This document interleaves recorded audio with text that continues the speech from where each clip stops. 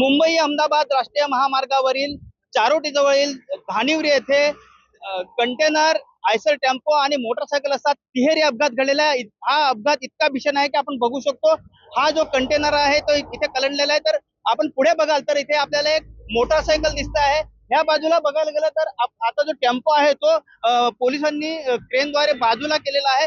एकूणच पाहायला गेलं तर हा अपघात इतका भीषण होता की ह्याच्यामध्ये जवळपास 12 लोकांचा मृत्यू झाल्याचा आता सांगण्यात येत आहे आणि जवळपास 25 ते 30 लोक जखमी आहेत. साधारण हा जो टेम्पो आहे तो लग्नाच्या वराडाचा होता आणि तो आउट साइडने आला आणि त्यामुळे हा अपघात घडल्याचं सांगण्यात येत आहे. जो अपघात इतका भीषण होता की हा टेम्पो कंटेनरला धडकल्यानंतर सर्व जी टेम्पो मधली लोक होती ती खाली पडून त्याच्यावरती टेम्पो कलंडला होता. त्यामुळे हा अपघात मोठ्या प्रमाणात तो भीषण आहे तो सांगण्यात होता. अगदी आपण बघाल तर पोलीस ह्या इथे घटनास्थळी आहेत आणि इथे पाहणी करतायत. एकूणच पाहायला गेलं तर लोकांची इथे गर्दी सुद्धा आपल्याला पाहायला मिळते.